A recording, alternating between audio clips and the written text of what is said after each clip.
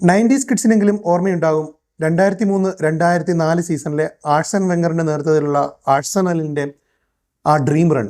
38 മത്സരങ്ങൾ, ഒരു മത്സരം പോലും തോൽക്കാതെ ഇൻവിൻസിബിൾ ആയിട്ടുള്ള ആ വിജയം. ഒരു ലെജൻഡറി ടീമായിരുന്നു അന്ന് ആഴ്സണലിൽ ഉണ്ടായിരുന്നത്. Thierry Henry, Dennis Bergkamp, Patrick Vieira, Gilberto Silva, Sol Campbell, Ashley Cole, Jens Lehmann.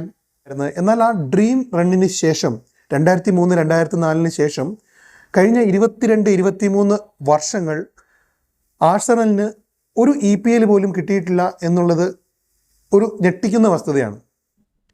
എന്നാൽ ഇത്തവണ ആഴ്സണൽ ആ EPL കപ്പിലേക്ക് അടുത്തുകൊണ്ടിരിക്കുകയാണ് എന്ന് തന്നെയാണ് ഞാൻ വിശ്വസിക്കുന്നത്. അതിന് പല കാരണങ്ങളുണ്ട്. അതിൽ ഒന്നാമത്തെ കാരണം മിക്കേൽ ആർട്ടേറ എന്ന അവരുടെ കോച്ച് തന്നെയാണ്.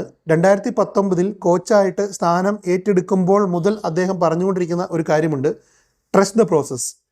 ഈ ഒരു ട്രസ്റ്റ് ദ പ്രോസസ്സ് വെച്ച് തന്നെ അദ്ദേഹം പല പ്രാവശ്യം ട്രോൾ ചെയ്യപ്പെട്ടിട്ടുണ്ട്. എങ്കിൽ പോലും കഴിഞ്ഞ 3 തവണ കപ്പിനും ചുണ്ടിലും ഇടയിലാണ് ആഴ്സണലിന് കപ്പ് നഷ്ടപ്പെട്ടത്, 2ാം സ്ഥാനത്ത് ഫിനിഷ് ചെയ്തത്. ഇപ്പോഴത്തെ EPL ടേബിൾ നോക്കുമ്പോൾ, അതായത് 21 മത്സരങ്ങൾക്ക് ശേഷം, അതായത് പകുതി EPL കഴിഞ്ഞിരിക്കുന്നു. ഇപ്പോൾ ടേബിളിലേക്ക് നോക്കുമ്പോഴും ഒരു കുഷ്യൻ മാർജിനിലൊന്നുമല്ല ആഴ്സണലുള്ളത്. 6 പോയിന്റ് മാത്രമാണ് തൊട്ട് പിന്നിലുള്ള ടീമുകളേക്കാൾ ആഴ്സണലിന് കൂടുതലുള്ളത്. സാധാരണഗതിയിൽ ആഴ്സണൽ ചോക്ക് ചെയ്യപ്പെടുന്ന ഒരു സമയം തന്നെയാണിത്, ഒന്നില്ലെങ്കിൽ ഡിസംബർ അവസാനം അല്ലെങ്കിൽ ജനുവരി തുടക്കത്തിൽ. പക്ഷേ ഇത്തവണ അങ്ങനെ സംഭവിക്കില്ല എന്ന് തോന്നാനുള്ള പ്രധാനപ്പെട്ട മറ്റൊരു കാരണം അവരുടെ സ്ക്വാഡ് ഡെപ്താണ്. ആഴ്സണലിൻ്റെ സബ്സ്റ്റിറ്റ്യൂഷൻ ശ്രദ്ധിച്ചിട്ടുണ്ടോ? അവർ 60-65 മിനിറ്റിൽ ഫ്രണ്ട് ലൈനിലെ 3 പേരെ ഒരുപോലെ ഇറക്കി മറ്റ് 3 പേരെ ഇറക്കുന്നു. എന്നാലും കളിക്ക് യാതൊരു വ്യത്യാസം ഉണ്ടാകുന്നില്ല. ആ കൺസിസ്റ്റൻസി കീപ്പ് ചെയ്യുന്ന ഒരു സ്ക്വാഡ് ഡെപ്ത് ആഴ്സണലിനുണ്ട് എന്നുള്ളത് തന്നെയാണ് മറ്റൊരു പ്രധാനപ്പെട്ട കാരണം. ഇനി മൂന്നാമതൊരു കാരണം ഇവരുടെ എതിരാളികളാണ്. 6 പോയിന്റ് മാത്രം പിന്നിലുള്ള 2 ടീമുകളാണ് ആഴ്സണലിന് പറയാനുള്ളത്. ഒന്ന് ആസ്റ്റൺ വില്ല. ഒരു സീസൺ മൊത്തം കൺസിസ്റ്റൻ്റ് ആയിട്ട് ആ പെർഫോമൻസ് നിലനിർത്താനുള്ള ശേഷി ആസ്റ്റൺ വില്ലയ്ക്ക് ഉണ്ട് എന്ന് തോന്നുന്നില്ല.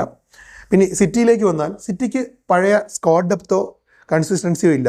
സ്ക്വാഡ് ഡെപ്ത് തന്നെയാണ് അവരുടെ പ്രധാന പ്രശ്നം. ആഴ്സണൽ ഇനിയുള്ള മത്സരങ്ങളിൽ പോയിന്റ് ഡ്രോപ്പ് ചെയ്യില്ല എന്നല്ല, എന്നാൽ സിറ്റി അതിൽ കൂടുതൽ പോയിന്റുകൾ ഡ്രോപ്പ് ചെയ്യാനുള്ള സാധ്യതയുണ്ട് എന്നതുകൊണ്ട് തന്നെയാണ് സിറ്റിക്ക് മേൽ ആഴ്സണലിന് തീർച്ചയായും ഒരു അപ്രമാദിത്വമുണ്ട്. ഈ ഒരു സീസൺ ആഴ്സണലിൻ്റേതായിരിക്കും എന്ന് ഞാൻ പ്രതീക്ഷിക്കുന്നത്. നിങ്ങളുടെ അഭിപ്രായം തീർച്ചയായും കമൻറ്റ് ബോക്സിൽ രേഖപ്പെടുത്തുക. അതുപോലെ ചാനൽ സബ്സ്ക്രൈബ് ചെയ്യുന്ന കാര്യം പരിഗണിക്കുക. താങ്ക്